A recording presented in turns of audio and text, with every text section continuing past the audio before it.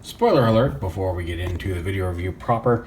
I mentioned in the video review that I didn't really have the monster bots as a kid and I wasn't super into them. That was a brief period of time where I wasn't collecting a whole bunch of Transformers. And it will be obvious in the review because I repeatedly refer to him as, I believe his name was Grotesque. I know now it is Repugnus. I did catch that before the video, but I wasn't going to reshoot the entire video to clarify that. So before we even get into it, just be aware, I'm well aware that his name is actually Repugnus and not Grotesque. So I'm sure I'm still going to have 12 comments in the comment section and, have fun. But yeah. Anyway, let's get to it.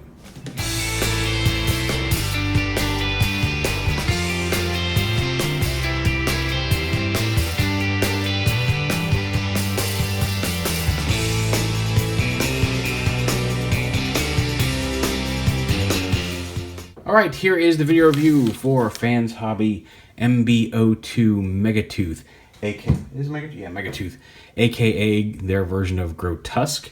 And I have to say, my opinion on this one has changed since having it in hand. Now, this is an early test shot, unlike Arch Enemy, which was a near final, or maybe even a final version. This one is a test shot sent out to review. And so there's a few bits that are a little loose that probably won't be on the final. I just want to make that clear beforehand.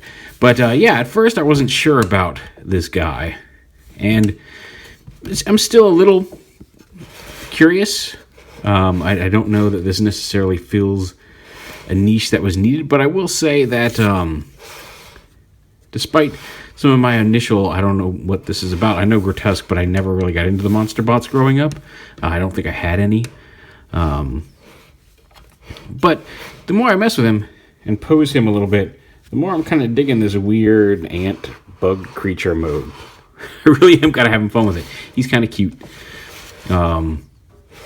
His claws are metal and can open and close. He does have, much like Arch Enemy, he does have a lot of heft to him, a lot of diecast down here in the feet. Like these toes definitely are, and I feel like I'm getting a metal feel to the outside of the foot as well. These, I believe, are plastic pieces, the chrome. Big teeth up here, but the claws on the hands are in fact diecast, as well as the feet. Not sure how much inside the core of the body. I think the rest of it is plastic, but we'll see. But yeah, kind of a cute little bug mode. His arms are posable in various joints. Ratchet out there. He does have a waist swivel. He's got ratcheting hips, ratcheting knees. This looks like a thigh swivel or some sort of thigh swivel, and it really isn't. There's a square peg that slides in there, so don't twist it. It looks like it should twist, but it doesn't because you'll shear that peg off. Ball joint feet, some articulation in the toes, ratcheting knees this way as well. So pretty solid here in bug mode. His mouth opens and closes. You can chomp it. Opens pretty wide too. And then hit, of course, these little mandibles have a little bit of movement to them as well. So yeah, like I said, he's a weird looking dude, but the more I mess with him, the more I kind of dig his monster mode here. To turn him into a robot, go ahead and fold his claws up. And real quick, when you're going back out to claw mode, each claw has a little tab, like this one's right here, that you can get in there to pull the claw out. And on the other side, it's down here to make me a little easier to get out. So just remember that. Fold those up. Bring the legs down, straighten them up like this. Rotate the foot around and flip up the pointy bits. These panels right here detach and slide down the leg, and they should snap into place. You should feel a click when you slide them all the way down here. It even says FansHobby there on the leg. I didn't catch that before. So there is his robot mode legs. His head, these pieces right here are tabbed in. You want to hear them snap. There's a little peg here that pegs in up here, and it does snap into place. So you bring those down, rotate this all the way around, lift this whole assembly here up. Let me bring this up just a little bit here.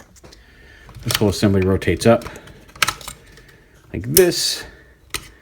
These assemblies rotate down. These pieces, the arms kind of collapse in like this, and then this tab goes in here. The claws form the chest plate, like that. You can see there's a little place for a symbol if you would like.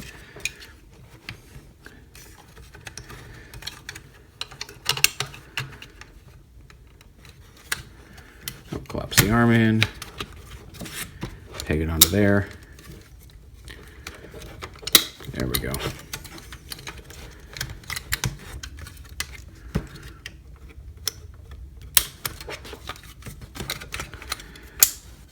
Come on, you were pegged on. Go back there. There we go.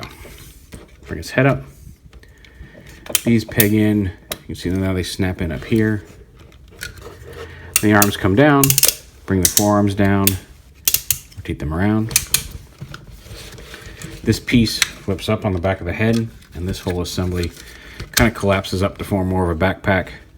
And the head just kind of sits there. You can, I think, turn it all the way around if you will. Oh no, it's getting caught on something. But, oh yeah, there we go. But, yeah, so you can have that up there. You can spread these out a little wider if you wish. Bring the arms down. Open this up.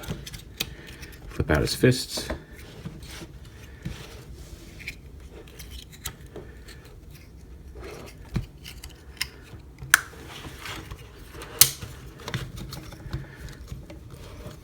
Like I said, the knees are pretty sturdy ratchets. If you do want a little bit more stability, you can fold those down as heel spurs.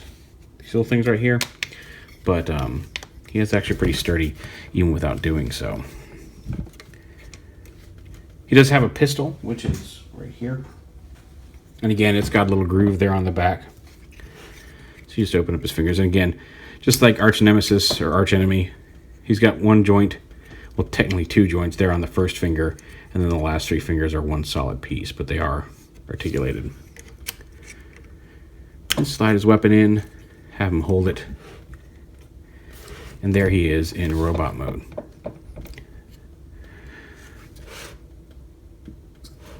So yeah, he's a little chubbier, especially very broad-chested, I guess, is really the word I'm looking for, because he's not really chubby. You can see he's got a very slim waistline, but he's very chunky. Very solid thing. He does have a big bug head backpack. But,